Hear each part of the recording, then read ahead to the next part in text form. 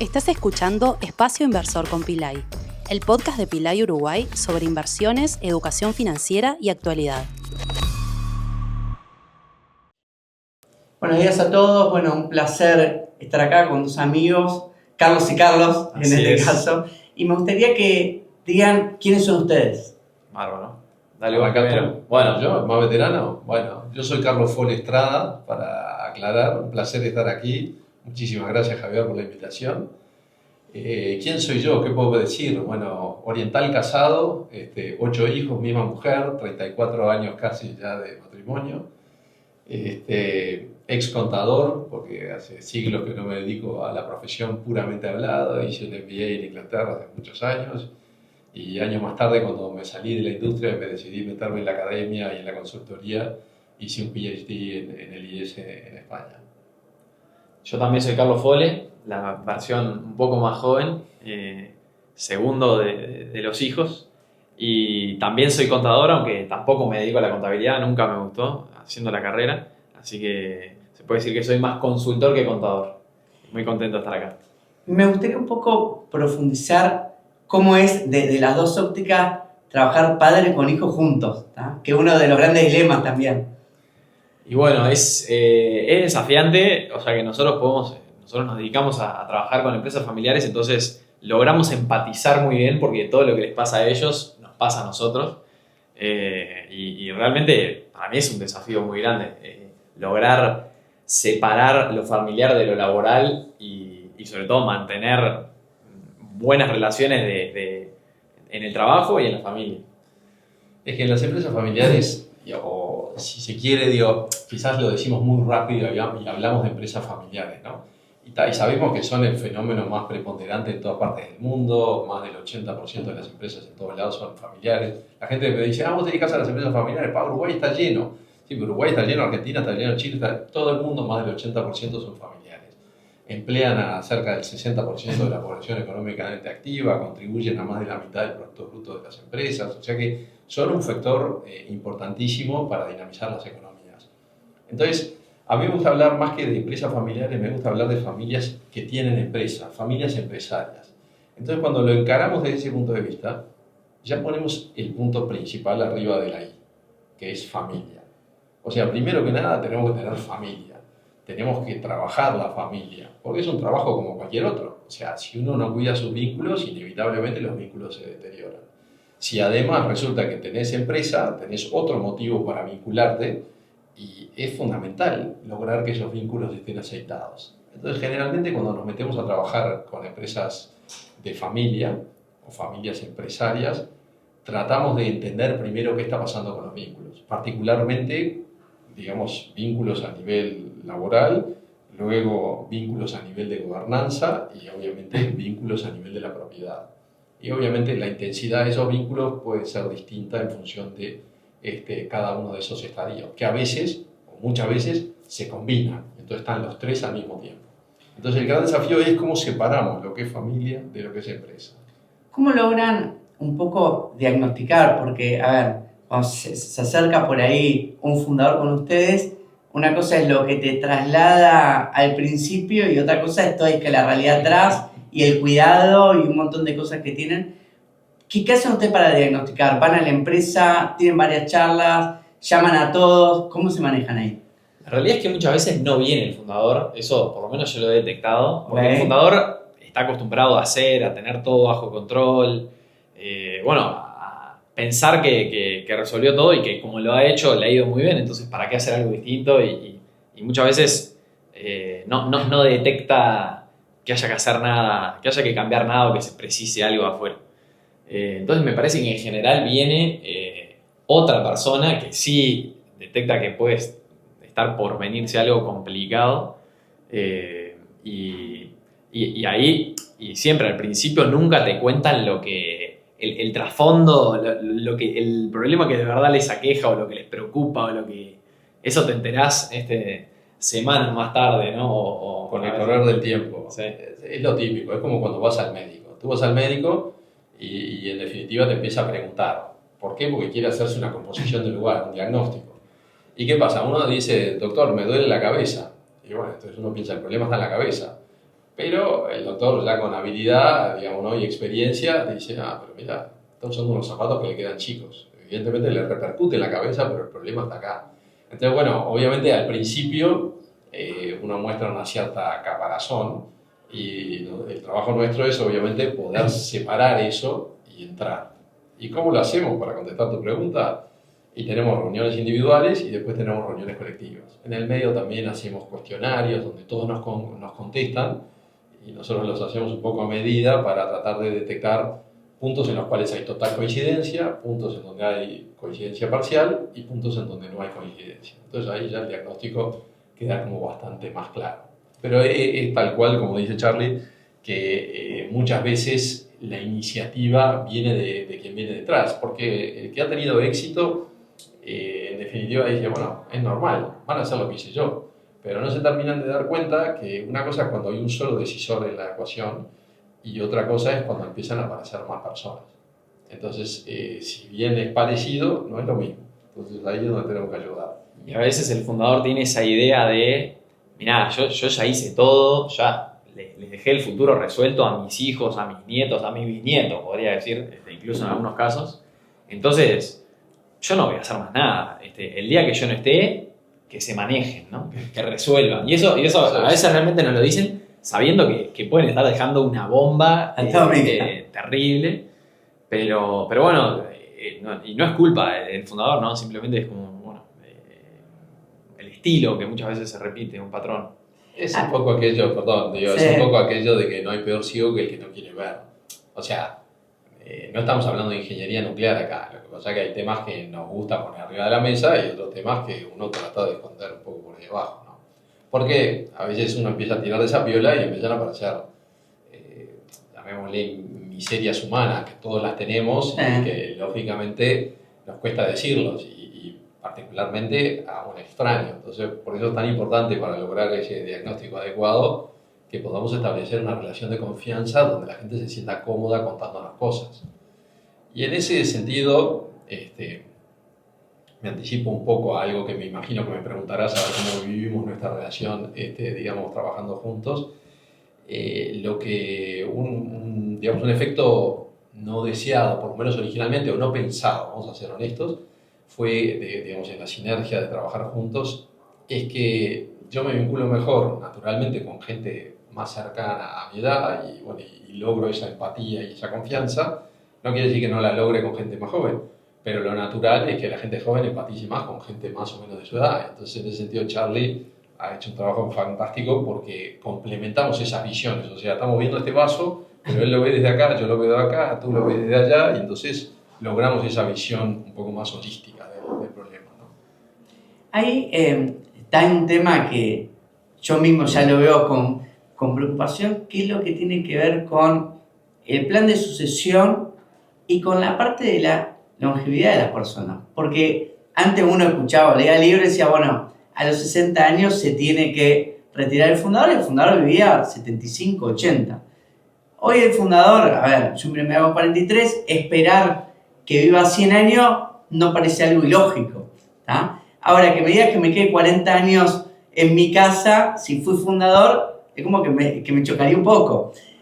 Pero por el otro lado, yo a veces que me pongo a pensar, y por ahí he hablado con mis hermanos, es que claro, si yo hoy, mi papá dice, ok, me elijo el negocio a los 70 y pico, ya van a tener el 50 y pico, nadie va a tener ganas de meterse en nada. Claro, lógico. ¿Tá?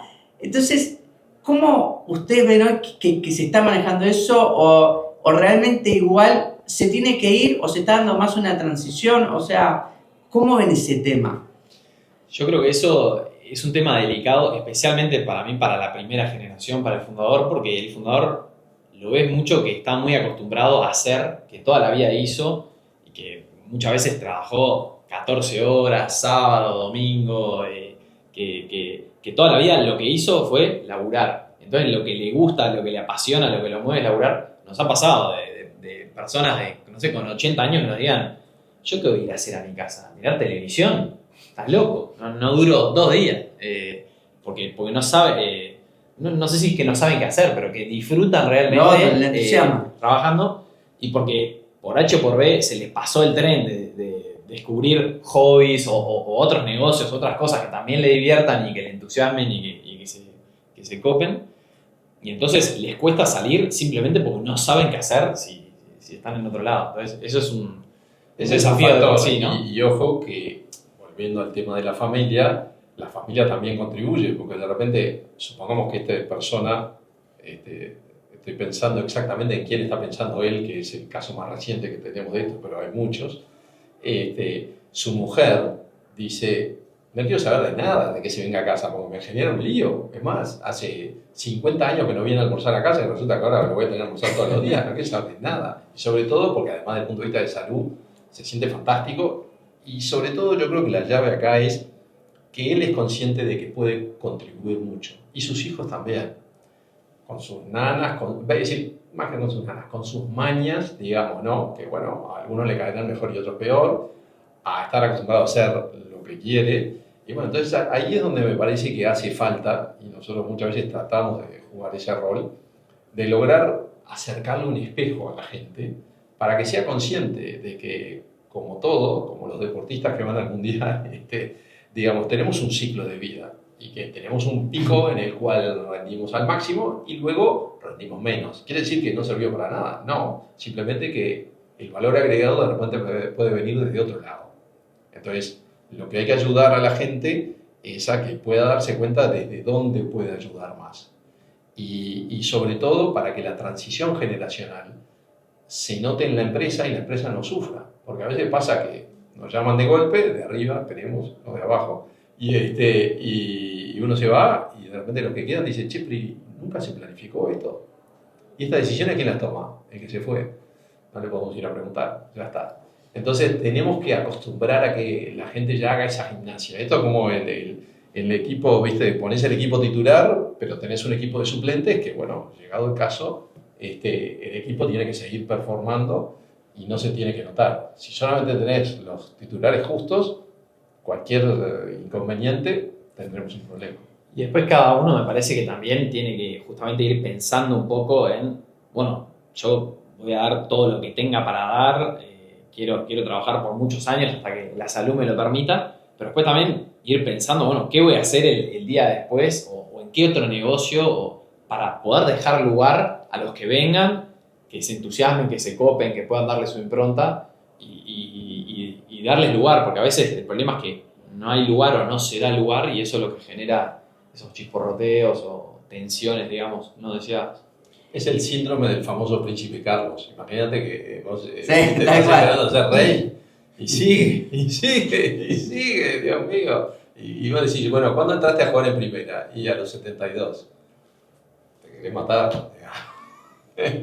¿Cómo juega el tema del protocolo familiar? ¿No?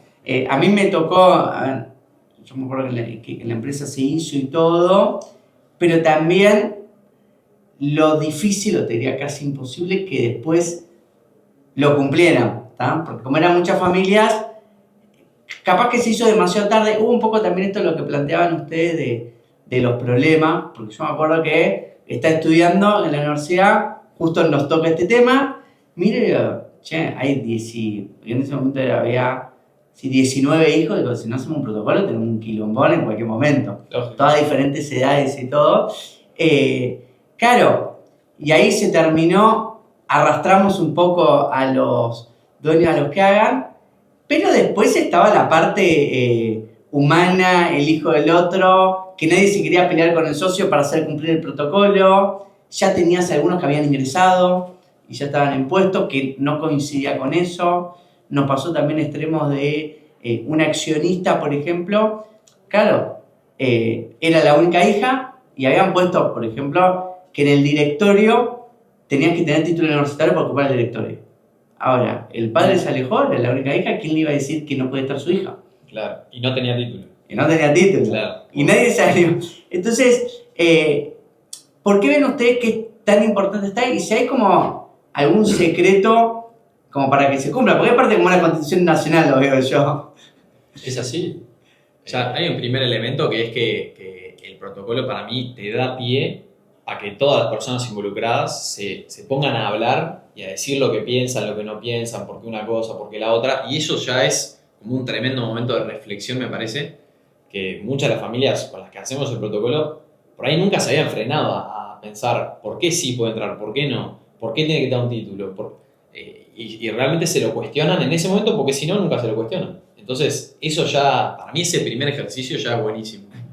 Ahora, hay un detalle ahí de lo que comentaste tú, que por lo que entiendo y empezaste a explicar, en el caso de ustedes, dijiste el protocolo es de la empresa, y en realidad el protocolo es de la familia. Bueno. Lo que pasa que me parece que en el caso de ustedes se da que es una empresa multifamiliar. Entonces, al haber varias familias, entonces eso lo hace más complejo, porque naturalmente ya de por sí dos hermanos o dos hermanas o mixtos se casan con dos personas y constituyen una familia que inevitablemente es un poco distinta. O sea, conserva muchas cosas del tronco común, pero lógicamente hay un 50% que traen valores y costumbres y usos que vienen de otro lado. Entonces, ya esto es difícil. Ahora, si a esto le agregamos la complejidad de más familias simultáneamente, se pone más complejo todavía. Entonces, por eso que, yendo a tu punto, el protocolo en los ingleses, o en el mundo sajón, digamos, le llaman the family constitution. O sea, que es la constitución. Ahora, ¿qué pasa? Si la firmamos, es decir, si el proceso fue bueno, si discutimos los temas a fondo, si nos enfrentamos a estas cosas que inevitablemente en algún momento vamos a tener que tener conversaciones difíciles, y no lo hacemos cumplir, claro, uno dice, bueno, ¿cuánto vale un incumplimiento? Es decir, ¿las tarjetas amarillas son todas iguales o hay tarjetas más naranjas y otras tarjetas más beige, si querés? Entonces es complejo, porque una vez que ya cruzaste esa barrera, después ya abriste el juego para que se siga perforando. Y entonces ya deja de tener valor como instrumento. Distinto es por ahí si antes de firmarlo ya habían pasado cosas que después se ponen de acuerdo en algo, pero si ya el pasado a veces es más difícil de rectificar. Cambiar. Pero si para adelante nos pusimos de acuerdo en algo y ya lo rompemos, queda muy poca autoridad moral, digamos, para exigir. Es como, viste, ver con un ojo y taparse con el otro, digamos. Entonces, por eso que el proceso, lo más importante del protocolo, si me apurás, es el proceso. Es ese intercambio en el cual de repente yo opinaba A, pero intercambiando contigo me hiciste ver que no, que B es mejor. O sea que en este contexto, entonces por eso cada protocolo es ad hoc a la familia, porque son únicas, porque son una combinación de personas únicas. Entonces, si bien los problemas normalmente son todos los mismos, el peso relativo, la impronta, la cultura, ¿viste? El lenguaje que se utiliza, etc., es ad hoc a cada familia. Sí, mira, antes de hacer una pregunta, una reflexión sobre eso también, es que claro, dijiste vos, multifamiliar, porque yo siempre digo que arrancó como una segunda generación y no como una primera, porque eran 5 amigos, en algunos casos parientes. Entonces ya arrancaron con 5 fundadores y después ramas completamente diferentes que no tienen la misma idiosincrasia. Y me acuerdo que cuando, esto habrá 2003 más o menos, que inicié el gozo, fue la única vez que estuvimos los 19 en una mesa. Claro. Los hijos. Después hay gente que no vi nunca más desde el 2003. A ese nivel. A ese nivel, ¿está? Hay otro tema también que preocupa a muchos y que quería entender también qué sucede hoy en Uruguay en las empresas familiares, que es el ingreso de no familiares, ¿está? Porque hay como 2 teorías. Hay gente que te dice el no familiar no tiene que entrar, ¿está? Y hay otros que le ponen sí, el ok que entre, ¿tá? Entonces, ¿qué pasa hoy en las empresas familiares uruguayas en ese sentido? ¿Son muy de que entre el familiar y cerrar la puerta del otro o son más abiertas? En nuestro caso hemos visto de todo un poco, la realidad. Nosotros solemos recomendar que no participen los no familiares, o sea, los cónyuges, digamos. Pero hay casos de éxito, o sea, hay casos de no familiares que lideran la empresa o les ha ido muy bien y trabajan muy bien y saben separar, pero es más complejo, ¿no? Es decir, le estás introduciendo una variable más. Simplemente para aclarar, porque a veces, viste que la terminología juega en esto. Cuando hablamos de no familiares, podemos tener 2 tipos de no familiares. Yo me imagino que por donde rumbió Charlie, que vos estabas pensando en cónyuges, ¿no? Sí. O estás pensando en terceros que no son de la familia. Bueno, por ahí puede ser un primo. Bueno, que ese es familiar. Sí, pero no de la familia directa. bueno, no es del tronco. No del tronco. Sí, O sea, es familia, pero probablemente no sea propietario. Claro, no sea propietario, porque ahí, a ver, el no familiar como que lo pongo en el sentido un poco más amplio, cónyuge que es tal cual, no sé, un tío, X. Lo que pasa es que es distinto, porque imagínate lo siguiente. Vos tenés un no familiar que no es nada, y es como toda la gente que tú te estás trabajando aquí, que no son de la familia, o sea, de ninguna de estas familias, y son colaboradores profesionales que se abocan a su trabajo y ayudan a sacar adelante la empresa. Un capítulo. Pero después tenés estos familiares. Entonces, ¿qué pasa? A veces el tema es el proceso de ingreso.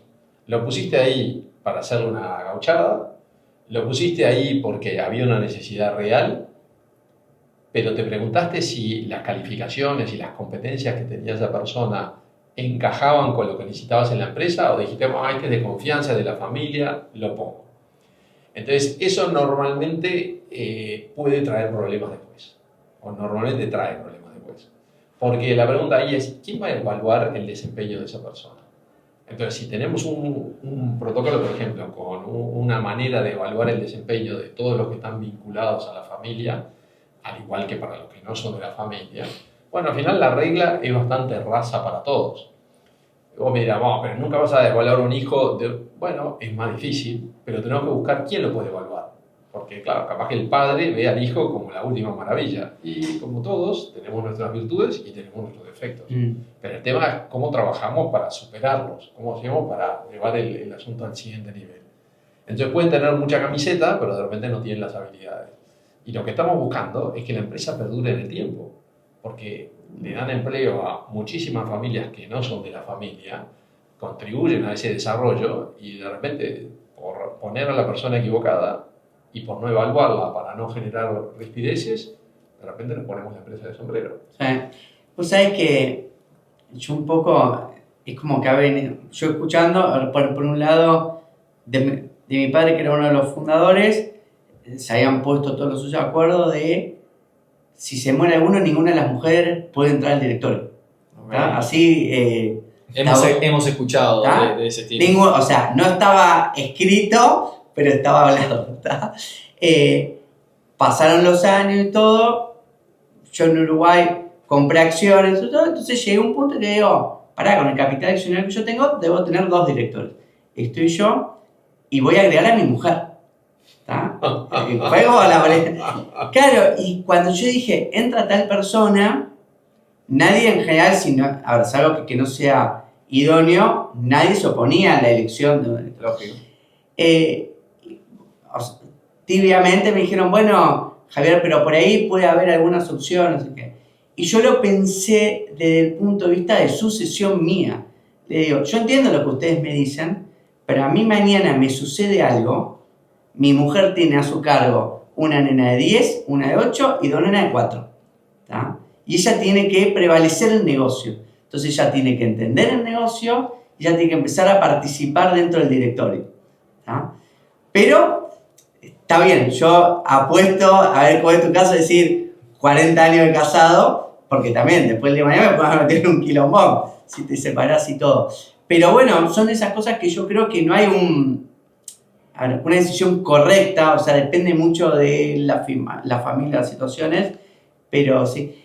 Me gustaría también profundizar a la hora de invertir, porque es que hay muchas veces que uno dice, bueno, voy a invertir en algún negocio, más allá que la mayoría de las empresas son empresas familiares, pero ¿por qué tiene más sentido invertir por ahí en una empresa que tiene mucha familia en el medio versus capaz que no es multinacional, pero más profesionalizada? ¿Dónde verían ustedes los pros de una empresa familiar de invertir? Creo que la empresa familiar, por un lado, tiene como ciertas características que a veces no son... O sea, la toma de decisiones en una empresa familiar a veces no es óptima en términos económicos, en el sentido de que una familia por ahí está dispuesta a perder, a hacer un mal negocio o lo que sea, con tal de preservar la empresa, preservar la familia, preservar la imagen, porque la empresa no la ven como algo que le dé plata, sino es un orgullo, es la familia a veces, ¿no? Es el legado de mi abuelo, de mi padre, y no, a veces las decisiones no se toman por plata, digamos. habitualmente para bien, en algún caso para mal, ¿no? Pero... Sí, yo creo que ahí lo que pasa es que tenemos que adaptarlo un poco a la realidad latinoamericana, digamos, ¿no? O sea, si esta conversación la estuviéramos teniendo en Estados Unidos, uno dice, bueno, una de las maneras de crecer, y obviamente las necesidades de la familia crecen porque las familias crecen en sí mismas, es salgamos al mercado a levantar capital. Ahora, ¿qué ocurre? Una cosa es salir al mercado a levantar capital y entonces, obviamente, uno lo que tiene que vender es que hay un proyecto de negocio que se va a multiplicar, porque estos serán socios que se incorporarán típicamente en minoría, pero que se incorporarán. Entonces, tú les tenés que prometer un retorno, digamos, ¿no? Dividendos y o apreciación del valor de la acción. Entonces, ¿qué es lo que están buscando esta gente? Entonces, puede ser atractivo para una empresa familiar siempre y cuando tengas un mercado profundo en esos términos de bolsa, donde esta gente haga confianza en la familia. También está, si lo queremos llevar a un contexto más realista, más latinoamericano, está el mercado de deuda. Entonces uno dice, bueno, le presto a esta empresa familiar. Y normalmente yo creo que si uno puede detectar que hay profesionalismo en la gestión, por lo cual el proyecto empresarial tiende a crecer, lo que está esperando esta gente es obviamente que le paguen el interés y que el capital vuelva cuando tiene los plazos que tiene que volver. Y normalmente si la familia está muy invertida en eso, tanto emocional como patrimonialmente, bueno, uno tendería a pensar que, bueno, que esta gente va a cumplir con su palabra y va a cumplir con sus obligaciones. Entonces, interpretarse a una empresa que de repente puede estar muy auditada, pero ya hemos visto tantas cosas, y bueno, y de repente otra que dé la misma sensación de seriedad, etcétera, bueno, de repente esto es algo bueno. Por otro lado, también está aquello de que las empresas familiares, lo que está muy probado, que va en línea con esto que dice Charlie, es que se les llama capital paciente. Entonces, no está para una carrera de 100 metros. Es decir, el partido se gana en el largo plazo. Y entonces lo que quieren es que la empresa perdure y pase a las siguientes generaciones. Con lo cual, si hay que tomar alguna decisión subóptima, la tomamos. Es decir, estamos dispuestos a dar un paso atrás con tal de dar 2 o 3 para adelante. Pero no estamos apurados. En cambio, en una empresa que cotiza en bolsa, el apuro por mostrar resultados es fundamental. Entonces, quarter a quarter, la tentación de hacer cosas, digamos, ¿no?, menos santas, llamémosle, es mayor. Ahí, yo tengo un amigo que se llama Alejandro Zubolillo, que me dijo una vez, a ver, charlando con él, me dijo algo que me quedó grabado, que es que su abuelo, a ver, es una familia que han venido teniendo siempre plata, pero dice que su abuelo, una de las cosas que le dijo es, siempre tienen que ser primera generación. Está el holding familiar, ¿tá?, pero vos siempre tenés que crear algo. Bueno, la vienen cumpliendo, ¿tá?, en parte, porque él es súper emprendedor, pero ese tipo de pensamiento se ve en Uruguay, o es difícil el emprendimiento posterior en la empresa uruguaya. Yo creo que hay de todo, depende mucho de la característica del fundador o de la persona, de la impronta que le da y de lo que transmite en su casa, ¿no? Los valores, la forma de encarar la vida. Yo creo que hay de todo. Sí o sea, se ve bastante gente que por decir, bueno, ya está en la empresa de la familia, sé que tengo esto asegurado, por ahí como que se queda un poco ahí en la meseta, en la llanura, tal cual, en la meseta, y no sale a buscar, o sea, pero también tenemos casos totalmente opuestos de que era hasta acá, la siguiente generación la llevó hasta acá, la siguiente... Es que me parece que la llave está en lo que dijiste al principio, que cuando hablabas del ejemplo de tu amigo, y es que en la familia siempre se promovió esa actitud emprendedora. Imagínate tu caso nomás, tú decís, yo, digamos, no soy parte de una empresa familiar, después me transformé en propietario por otras razones, pero en definitiva vos heredaste una posición, digamos, ¿no?, más allá de que de repente tu padre haya o no transmitido el patrimonio. Pero lo cierto es que tú recibís X. Entonces tú tenés, digamos, ¿no?, un bienestar en función de ese X. Pero ¿qué pasa? Tenés 4 hijos. Si tenés 4 que se ponen a dormir la siesta forever y que en definitiva no tienen ninguna inquietud por mejorarla, y bueno, van a vivir, entre comillas, un cuarto de bien respecto de cómo vivías tú. Entonces, si nosotros no hacemos un esfuerzo para que salgan de su cáscara y multipliquen por 4, digamos, ¿no?, para tener un manejo básico, bueno, la familia crece más rápido que la empresa. Entonces, naturalmente, hay que achicar, digamos, ¿no?, el presupuesto.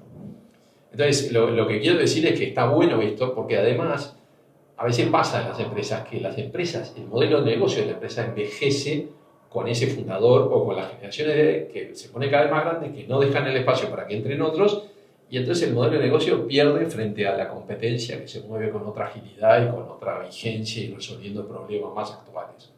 Entonces hay que fomentar que los chicos, digamos, ¿no?, se formen, tengan ese espíritu emprendedor y que puedan aparecer negocios laterales para diversificar el riesgo, y cuando te descuides, de repente alguno de esos termina siendo mucho más importante que los negocios originalmente heredados.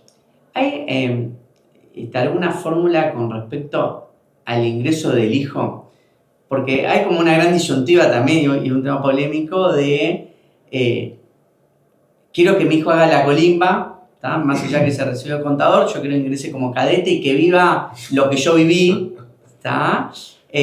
Después tenés otra escuela que es hasta que no tenga una experiencia de 4 años afuera, que no toque la puerta de la empresa, ¿tá? Después tendrías la tercera que es, ok, si se recibe y quiere, lo entra como si fuera en otro lado a lo que entraría con lo que estudió, ¿tá? Charlie te puede contar su experiencia en eso. Yo creo que nosotros solemos recomendar que la gente tenga experiencias afuera, porque bueno, el mundo real te da mucha realidad, justamente, ¿no? Y en cualquier empresa en la que vos vas, como un Juan Pérez, vas a trabajar con un horario, con unas responsabilidades, con determinado sueldo, con una evaluación de desempeño. Si te va bien, te van a ascender; si te va mal, capaz que te sacan. Entonces, eso te ayuda mucho a, más allá de aprender, a ver lo que es como la vida real, porque puede pasar, o a veces pasa, que un hijo entra en una empresa y entra más pensando, soy el hijo de, soy el dueño, soy el... Y entonces va a arrancar mal, digamos, y eso puede salir mal y muchas veces sale mal. Entonces, me parece que es muy... O sea, hay otras formas válidas. Nosotros, lo de trabajar afuera, y siempre algo que repite mucho papá, que está muy bueno, me parece, es ojalá que no seas vos el que vaya a tocar la puerta de la empresa, sino que la empresa venga y te diga, che, fulanito, que estudiaste una carrera, que laburaste en tremenda consultora, que hiciste tremendo máster en el exterior, sos tan bueno que quiero que vengas, digamos, que quiero que aportes, y te voy a tener que pagar más que lo que te pagan en Estados Unidos, un sueldo mayor para traerte, pero no porque sos el hijo de él, sino porque sos muy talentoso. Eso es lo que... Eso ayuda, tiene varios efectos positivos, ¿no? Uno podrá decir, bueno, pero ¿qué tiene que ver el negocio ese en el cual trabajó en otro sitio con el negocio que tenemos acá? Pero la realidad es que, por lo pronto, el mensaje que estás dando a la interna de la organización es, viene alguien preparado. En cambio, de la otra manera, si entró desde abajo, digamos, hay que ver cuán abajo entró, que muchas veces es difícil. Hay familias que lo hacen a rajatabla y entran, como decís tú, digamos, ¿no?, barriendo el piso, pero hay otras que no. Y entonces, ahí es cuando entramos en aquello del nepotismo mal entendido. El nepotismo es una cosa buena siempre y cuando se entienda bien. O sea, si tengo un hijo competente y veo que hay una oportunidad, está muy bueno que lo traiga, porque se van a conjugar la competencia profesional y el hecho de que tienen la camiseta puesta. Entonces, esas dos cosas son una fórmula normalmente difícil de copiar. Ahora, ¿qué pasa? Si tiene la camiseta puesta pero no es muy competente, lo puedo poner, pero le tengo que dar una responsabilidad acorde a la competencia que tenga. Y lo malo ahí es que después las necesidades familiares crecen y entonces va a querer más sueldo, y para querer más sueldo va a tener que pasar a otra, digamos, a una promoción con responsabilidades para las cuales quizás no está preparado o preparada. Entonces ahí es donde empiezan las líneas finas que tenemos que barajar. Sí, vos sabés que yo tengo como una doble lectura sobre el punto. Por un lado, un poco lo que decía Charlie, estoy de acuerdo. Como contrapartida, para mí, de que ingrese, dependiendo la empresa y la oportunidad, pero por ahí, de ingresar del vamos en empresa familiar, por ahí de chico le puedo permitir que vea cosas que le va a ser imposible verla en otro lado. ¿Tá? Le hago por participaciones de... A ver, no que la tome la decisión, pero sí que tenga una vivencia de cosas que por ahí tendrá que esperar hasta los 35 años. O sea, porque vos me decís, ok, yo tengo que hacer escuela afuera. Y fui y entré, no sé, a una empresa auxiliar contable y estuvo 2 años cargando factura, ¿tá? No sé qué tanto aprendió. ¿Entendés? Entonces, pero bueno, es como todo tiene su justa medida en parte. Pero ahí está el tema.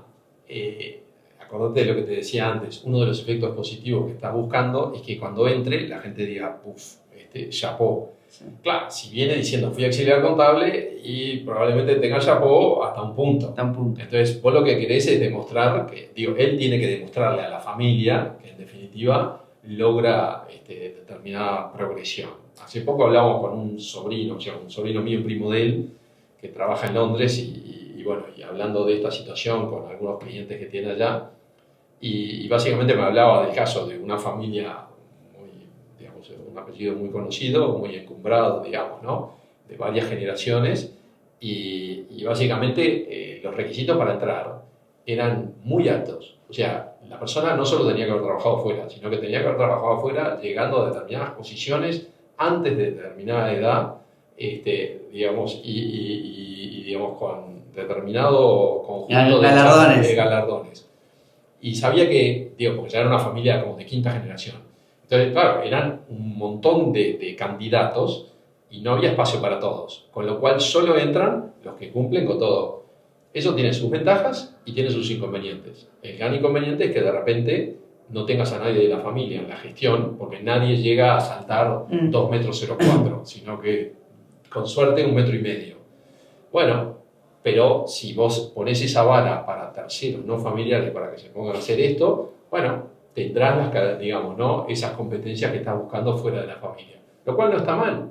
Incluso, y esa es parte de nuestro trabajo también, que cuando vemos que esa es la situación en una empresa familiar, le decimos a la familia, miren, ustedes lo que quieren es que alguien haga ese trabajo por ustedes, para beneficio de ustedes, porque van a tener más dividendos. Entonces, si tenemos a alguien de afuera que nos puede hacer mejor que alguien de la familia, y bueno, y obviamente la situación de la familia se puede contemplar a través de esos dividendos, no, pongamos a ese. Lo que pasa es que el gran riesgo ahí es cuando quedan familiares en lo que se llama el medio del sándwich. Es decir, cuando el tercero queda en el medio del sándwich. Cuando en el directorio tenés a los padres, o al padre, tío, etc., tenés a este hombre o esta mujer de gerente general o de CEO, y abajo tenés gente de la familia que le reportan directamente. Entonces, claro, si lo evalúa mal, esto lo van a ver mal. Entonces, el dilema del medio del sándwich es complejo. Entonces, sí, tal cual. Vos sabés que, por esto mismo, porque es un tema, tiene un montón de aristas, yo a veces esto discutiendo y hablando con mi mujer y todo, siempre le decía que, bueno, también una de las ventajas que te trabaje un hijo, pero tiene que estar comprometido, es que por ahí va a estar dispuesto a trabajar más que otro. Pero depende del chico, porque tampoco, volvemos a esto, no hay una regla.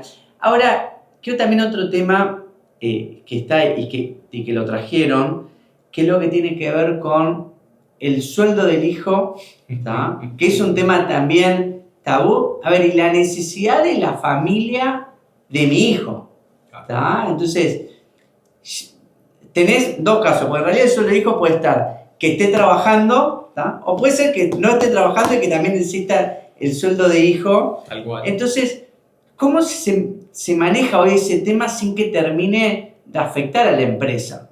De alguna manera. ¿Es posible? Es un tema sensible siempre, obviamente, y obviamente que eso afecta a la familia, pero también afecta a la empresa, porque la gente que trabaja muchas veces se sabe y entonces la gente puede tener, o sea, otras personas no familiares pueden tener una sensación también de injusticia, de che, ¿por qué solo porque es el hijo gana más o menos, yo qué sé? Nosotros ahí también habitualmente recomendamos que las personas sean de la familia o no, que ganen sueldo de mercado. Y eso es algo que es fácil de comprobar habitualmente, empresas que se dedican a armar para una determinada posición cuánto debería ganar esa persona independientemente de quién sea. Y eso en general es lo más sano. Después, si familiarmente vos como padre a tus hijos le querés dar un alfajor o una plata por mes o una casa o lo que sea, es un tema familiar, no un tema de la empresa. Eso ayuda como a separar un poco los tantos. De vos como dueño o director o gerente a vos como padre. Es que por eso, pero también hay que ser consciente de que eso tiene partida de defunción. ¿Por qué? Porque vos podés estar ayudando como uso y costumbre a alguno de tus hijos en esta modalidad que explicaba Charlie, pero ¿qué pasa? Un día faltás tú. Y entonces ahí la propiedad se divide. ¿Y qué pasa? Y el que recibía eso va a ir ahora a golpearle la puerta a la madre y le va a decir, che mamá, papá me pagaba esto. Pero ahora sos dueño, pero no dueño de todo. O sea, sos dueño de tu cuota aparte. O sea, volviendo al ejemplo de tus 4 hijos, va a ser. Entonces, ahí es cuando empieza a crujir el sistema. Entonces, nosotros tenemos que ayudar a ese padre a que cuando toma una decisión de estas, sea consciente de cómo va a arreglar el tema el día que él no esté. O cómo va a seguir esta jugada. Entonces, hay que tener mucho cuidado en ese sentido. Porque, ¿qué pasa? Tenés un hijo soltero y de repente tenés otro que tiene 7 hijos, entonces, ¿cómo te arreglás, digamos, ¿no? Suponiendo que el soltero no tuviera hijos? Entonces, hay que ser consciente de cómo arreglar ese, entre comillas, paquete de beneficios familiares. Ahora, Charlie levantaba un punto muy importante, que es el tema de la injusticia o la percepción de injusticia. ¿Qué pasa? Si nosotros, vamos a decir, ahondamos mucho o practicamos mucho esa injusticia en la empresa, lo que te termina pasando, y esto hay ríos de tinta escritos, lo que te termina pasando es que tenés una selección adversa en la empresa. Porque, ¿qué pasa? Si vos tenés un gerente o un jefe que tiene potencial para ir a más, pero él ve que está topeado salarialmente, digamos, ¿no? Y desde el punto de vista de su desempeño profesional por un familiar que es mucho menos competente que él, este señor lo que va a hacer es inmediatamente va a empezar a mirar al costado, a ver si tiene oportunidades en otro sitio. Entonces, ¿quién es el que se te queda? El que no mira al costado, el que no es tan bueno. Entonces hay una selección adversa de la gente que se te queda. Porque si tiene alternativas y vos cometés estas injusticias, inevitablemente va a estar mirando al costado. Hay, hablando de este punto de injusticia, y que, a ver, o una sensación de injusticia que también es complicado, te encontrás en familias donde tenés hijos involucrados con el negocio o que quieren involucrarse, hijos que no quieren saber nada. Sí. Pero el padre, a ver, está en una situación en medio, necesidad de todo esto que veníamos hablando. ¿Cuándo, a ver, o de qué manera se debería encarar el tema? Porque uno dice, bueno, la verdad es que los que se están ocupando deberíamos sentarnos y decir, mira, porque se está ocupando el negocio, vamos a poner un honorario de director, un honorario de coso. Pero la pregunta es, ¿se tienen esas charlas con la familia? O sea, ¿ven que es común, antes que hicieron ustedes, o generalmente explota mal la bomba en las manos? A veces no se habla mucho de eso y a veces tampoco saben muy bien cómo proceder, sobre todo porque cuando hay varios de la familia que no están involucrados y el que sí está involucrado no solo hace su trabajo, digamos, no solo es que va a cumplir un horario y tiene un sueldo de ese cargo, digamos, sueldo de mercado, sino que es la persona que ha emprendido, que ha logrado llevar la empresa de multiplicarla por 10, por ejemplo. Entonces, vos decís, bueno, ¿cómo premiamos? ¿Qué sería lo justo en ese caso? ¿Que reciba exactamente lo mismo que sus hermanos, que nunca hicieron absolutamente nada porque no quisieron? Eso se nota más, o sea, el problema se nota más en empresas de servicios que en empresas industriales o de productos, llamémosle, empresas comerciales también. ¿Por qué? Porque en una empresa de servicios, digamos, el servicio es como intuito persona, normalmente. Estoy hablando sobre todo de servicios profesionales, digamos, ¿no? Imagínate que tuvieras un estudio de contadores o un estudio de abogados o lo que fuera, una consultora. ¿Qué pasa? Una vez que el fundador o los fundadores o lo que sea se van retirando, los que sacan adelante el negocio son los que vienen detrás.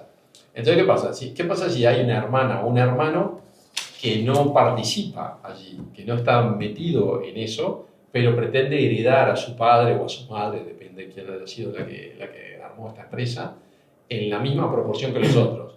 Claro, el que está sacándolo adelante dice, pero pará, esto está funcionando gracias a mí.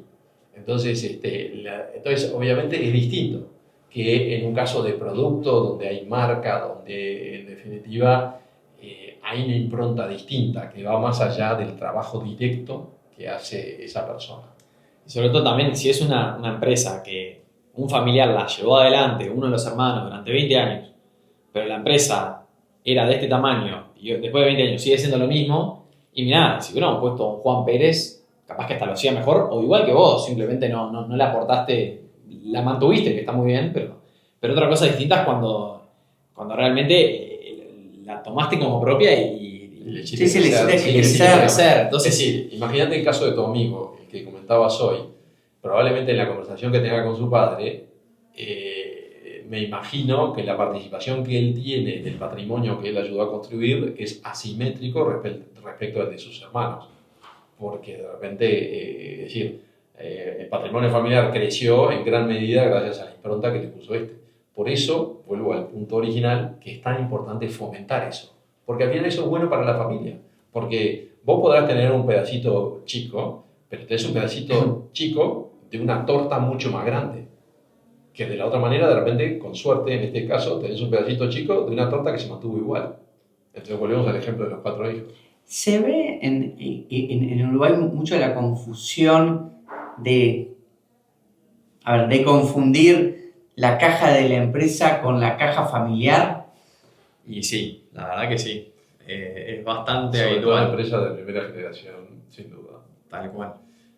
Que tampoco es, vamos a decir, es desprolijo, puede llevar a confusión y a errores que al final terminen afectando a las dos partes, pero también es bastante entendible, digamos, porque hay que ver cómo nacieron esas empresas. Que normalmente nacieron en la cocina de la casa, entonces, bueno, era un poco bolsillo derecho, bolsillo izquierdo. Lo que pasa es que llega un determinado momento que ya no es sostenible. ¿Ustedes cuál consideran que es el mayor error que se comete al no planificar la asociación? O sea, ¿qué consecuencia grave trae eso en el fondo? Porque yo sé que lo trajimos al principio, pero también hay alguna cosa que yo me pongo a pensar y digo, bueno, ok, ¿cuándo me tengo que sentar a planificar la asociación? O sea, ¿entendés que vos vas preparando gente bajo tuyo, una entidad de puesto, etcétera, ¿verdad? Yo una vez dije, agarré a todos los mandos medio de la compañía y le dije, miren, este es el plan SOS. Ustedes me tienen que tener a alguien en el caso que ustedes mañana los pisa un auto, quedan en CTI, SOS, ¿quién va a reemplazar esto? ¿Tá? Pero, claro, es una sensación difícil de sentarse, o sea, realmente eso necesita ayuda de un profesional en el medio. Hay un timing, o sea, un tiempo que decir, che, a ver, como cuando uno dice para la jubilación arrancar a los 40 porque después es tarde, en esto hay un momento ideal. Esto como, ¿cuál es el momento ideal para plantar un árbol? ¿Viste? Sí. Te dicen, no, hace 20 años, para tener la sombra ahora. No, lo peor que te puede pasar me parece que para cualquier familia que tiene una empresa, que me parece que todos en general lo que más privilegian es la familia, ¿no? O sea, el estar en familia, el estar unidos, y lo peor que te puede pasar es que por culpa de la empresa la familia termine dividida, como lamentablemente tenemos muchos casos, porque nos llega gente previsora que está pensando, porque dentro de 20 años, dentro de 10 años puede pasar algo, entonces quiero ordenar todo y dejar todo como bien previsto. Y hay gente que no, que ya nos llega con la historia para atrás y que ya se rompió todo, digamos, y a tratar de arreglar. Entonces, para mí eso es lo peor que te puede pasar, que es terrible, digamos, ¿no? Que la familia se rompa por esto. Sí, yo creo que la respuesta corta es ayer mejor que mañana, digamos, ¿no? Sobre todo porque hay una realidad, no sabemos cuándo nos vamos a ir para el otro lado. Sí. Entonces, te quiere decir que ya no es una cuestión de si tenés 30, 40, 50 o 60. Al final, el tema es, como decís tú, tener un plan B o un plan SOS y luego, de repente, ese plan, conforme pasa el tiempo, acontecen otras cosas y de repente se modifica. Pero por lo menos tenés un plan. El gran problema es no tener el plan. Hay una frase muy conocida que te dice que el abuelo la construye, el padre la administra y el nieto el que la funde. Si uno mira estadística a nivel mundial, te da que la mayoría pasa eso. En Uruguay también esto se replica, ¿ustedes lo ven tan parecido a este punto? La verdad que sí, o sea, se ve bastante, pero porque tiene sentido, ¿no? Porque cuando vos ya llegas a la tercera generación, los socios son primos, que muchas veces tienen mayor o menor conocimiento entre sí, cercanía y forma de pensar y forma de ver el mundo, y también en edad y en necesidades familiares y en un montón de cosas. Si vos no vas haciendo todos los deberes, digamos, y todas las cosas, es muy fácil que se complique y que no logres seguir, digamos. Sí. Es que la estadística dice que con éxito, digamos, ¿no? Pasar de la primera a la segunda, 1 de cada 3. Con éxito pasar de la segunda generación a la tercera, 15%. O sea que menos de la mitad del primer pasaje. Y con éxito de la tercera a la cuarta, o sea, los primos segundos, 5%.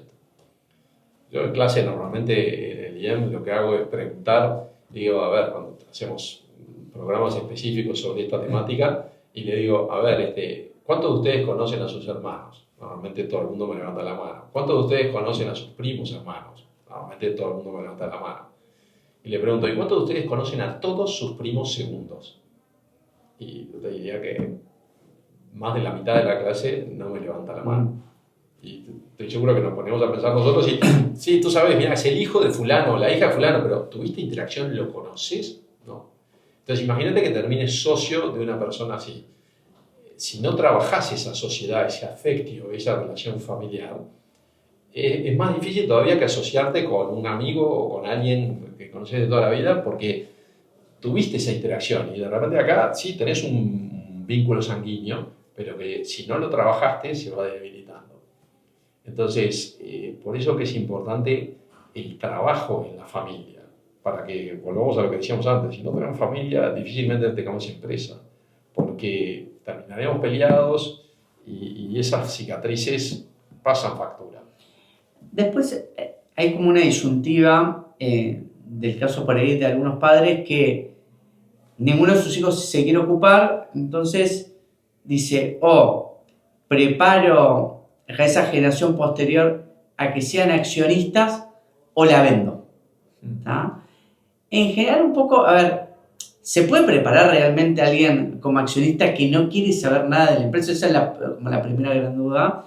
Y la segunda es si es más recomendable ir por una opción, bueno, mirá, si no hay nadie que está, es preferible por ahí vender, tener el capital ahí, que bueno, siga y que la suerte es la familia. Yo lo pondría en ladrillos. Sí, ahí es un gran depende, ¿no? O sea, depende de muchas cosas. Sí se puede ser accionista pasivo, digamos, sin trabajar, sin estar en el directorio. Y de hecho hay muchas personas que estas familias de tercera, cuarta generación son accionistas pasivos. Y también hay casos acá en Uruguay de familias que ninguno está trabajando, ninguno está en la gestión y la empresa le va muy bien. Porque eso en el mundo también, ¿no? O sea, es lo más normal. Obviamente hay que prepararlo muy bien. ¿Cuál es la mejor opción? Y sería un depende. Yo creo que depende de la familia, de cómo está, de qué quieren hacer. Pero imagínate lo siguiente. Yo voy a seguir con tu propio ejemplo. Viste que yo trato de no, en el tuyo. Pero lo que tú hiciste cuando propusiste que tu mujer ocupara la segunda banca del directorio, digamos, ¿no? El segundo lugar, estás haciendo precisamente esto. Porque imagínate que de tus 4 hijas, ellas no quieran involucrarse laboralmente con la empresa, pero supone que la empresa sigue andando muy bien y mejor todavía. Tu mujer, en definitiva, es la que está cuidando, es el ojo del amo que le está poniendo cuidado al ganado. De repente el CEO o el gerente general termina siendo otro, pero ella está en el directorio activamente vigilando porque ese patrimonio se continúe multiplicando. Y tus 4 hijas de repente se dedican a una le gusta la danza profesional, otra quiere ser jugadora de fútbol y otra quiere ser, yo qué sé, cualquier cosa. Digamos, ¿no? Si quiere vivir al exterior o lo que fuera. Y entonces no hay ningún problema, siempre y cuando haya alguien que esté, digamos, ¿no? Poniéndole el ojo. Entonces, uno podría decir, bueno, la solución fácil y rápida, sí, vender, apretar botones, pero de repente no es el momento para vender. De repente hay oportunidades de crecimiento porque se vienen una cantidad de cosas. ¿Por qué me voy a salir si tengo a alguien que puede estarlo vigilando, que puede... Y de repente si alguien incluso puede ser alguien de tu confianza que no sea de la familia, pero que representa tus intereses en el directorio. O sea que por eso el depende de Charlie es bastante amplio, ¿no? Después, otro punto es aconsejable, porque a ver, generalmente uno se encuentra que el fundador muchas veces es más propicio a reinvertir y que crezca el negocio. Pero es también aconsejable, o sea, cuando uno se pone del otro lado o complica más las cosas, que se amplíe, o sea, que existan otras inversiones para afuera, para lo que tiene que ver la armonía familiar y pensando en una segunda y en una tercera. Eso... Ya sé, te estoy dando muchas depende, pero... No, es interesante. Hay que ver. Por un lado, vemos mucho que las empresas familiares tienden a evitar la deuda. Digamos, no les gusta, son aversos al riesgo, no les gusta tomar crédito, entonces muchas veces se financian con el capital propio, o sea, reinvierten mucho, o sea, están muy acostumbrados a reinvertir, lo que a veces tiene un riesgo, porque reinvierten todo en un solo lugar y bueno, donde haya un año mal o vaya mal, no hay mucha otra, entonces no hay mucha otra alternativa, entonces en ese sentido diversificar me parece que está bueno, que es algo que digamos, la doctrina, ¿no? La teoría lleva a eso, por eso existen tantos family office, digamos, que en el fondo son las ganancias de la empresa que se empiezan a redistribuir en inversiones de distinto tipo, ¿no? Acá no tenemos tantos family office en Uruguay, pero es algo mundialmente muy común, entonces digo, es por ahí, ¿no? Sí, yo creo que tiene sentido y en el fondo capaz que esto ayuda a visualizarlo mejor. Así como tenemos una estrategia, tenemos que tener una estrategia familiar vinculada al trabajo en la empresa familiar, que se desprende de ese protocolo, quién entra, quién no, con qué condiciones, cómo se le paga, etcétera. O sea que estás definiendo la estrategia de gestión en la empresa. También la familia tiene que definir la estrategia de gobernanza, o sea, quién integra el directorio, etcétera. O sea que así como tenemos estrategia familiar, tenemos estrategia de gobernanza y después tenemos que tener una estrategia patrimonial.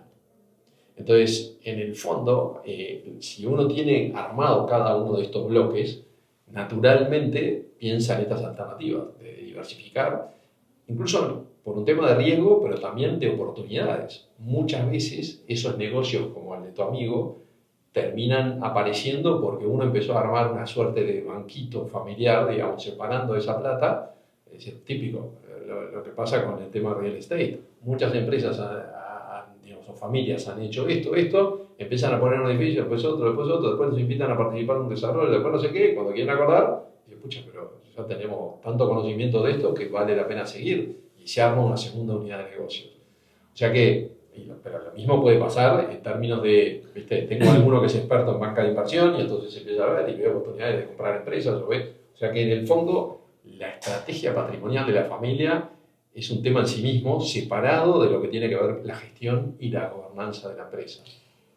Este es otro tema también complejo, o sea, ¿qué termina haciendo más o menos daño en este sentido?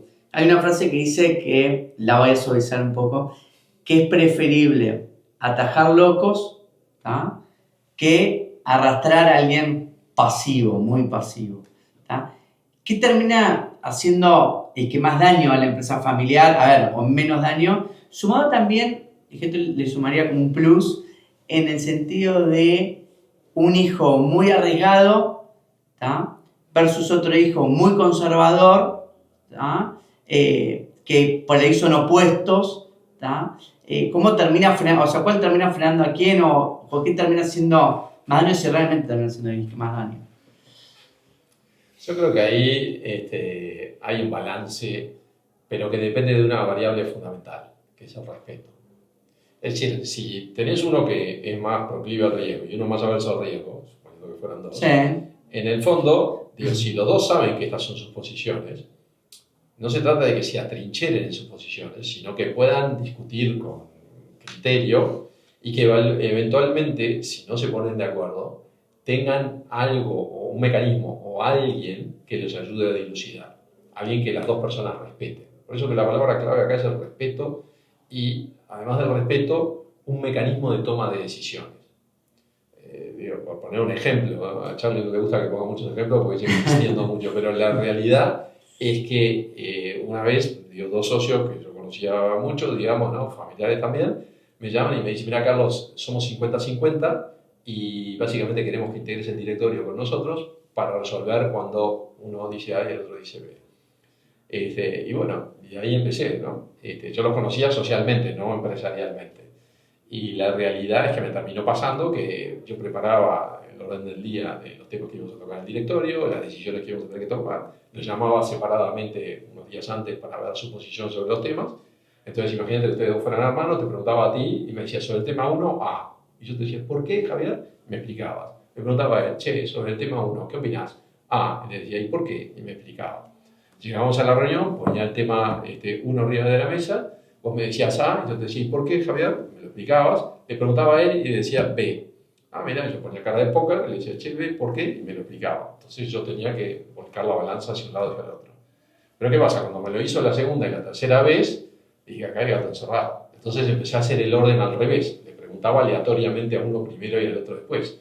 Y él siempre me terminaba cambiando la posición para quedar enfrentado. Entonces un día lo separo y le digo, obviamente sin el otro delante, y le digo, che, loco, ¿qué pasa? ¿Vos querés que yo me gane el trabajo? Sí, está bien. Y yo estoy tratando tengo que decidir porque vos te pones enfrente a tu hermano. ¿Por qué? Me dice, no, Carlos, no, es porque lo pensé mejor, ¿viste? Y me doy cuenta de esto.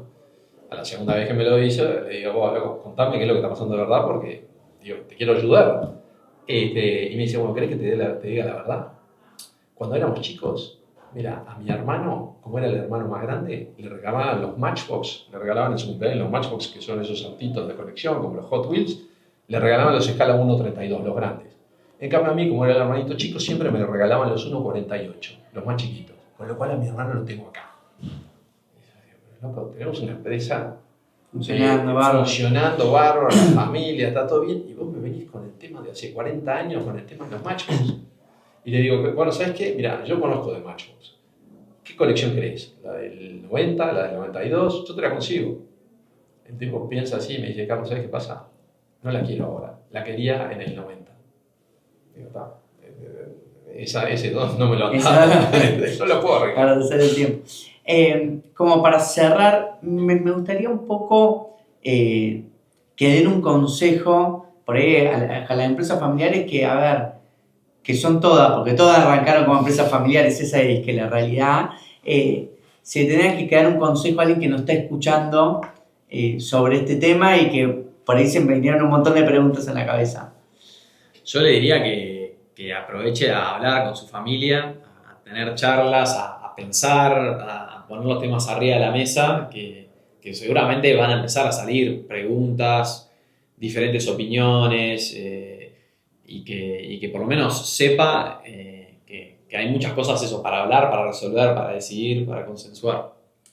Sí, yo te diría varios de los temas que ya se han comentado, ¿no? Uno, el tema del respeto, fundamental. Dos, el tema de pensar para adelante. O sea, lo que ocurrió en el pasado, sí, nos condiciona, nos ha dejado de repente alguna herida, alguna cicatriz, y cuando llueve te duele, pero si queremos mirar para adelante, ¿verdad? O queremos avanzar hacia adelante, pero queremos hacerlo con el espejo retrovisor, no vamos a llegar muy lejos. Hay que sacar el retrovisor, hay que aprender de la historia, por supuesto, para no tropezar con eso que tropezamos en el pasado, y hay que dejar el parabrisas limpio. Hay que ir para adelante. Entonces tenemos que sentarnos a conversar sobre cómo, quiénes y de qué manera vamos a ir para adelante. Entonces, si me preguntás el consejo clave, la sucesión, planificarla, conversarla, mejor ayer que mañana. Bueno, es que muchas gracias a todos. Espero que les haya gustado este podcast del día de hoy de Empresas Familiares, que yo creo que anima a reflexionar porque ya arrancar un negocio, a los 4 años el 80% ya no vive. Entonces, si lográs que viva y todo, uno tiene un legado, tiene un montón de cosas que quiere continuar y realmente sería un desperdicio no planificar bien el futuro o la continuidad, porque también uno quiere que tus hijos se quieran y convivan en armonía y creo que hay una responsabilidad de los padres para que eso también suceda, ¿no? Así que bueno, muchas gracias a todos. Muchas gracias. Muchas gracias. Este episodio fue auspiciado por Nespresso. Disfruta de momentos únicos con el mundo Nespresso y toda la variedad de sus cafés.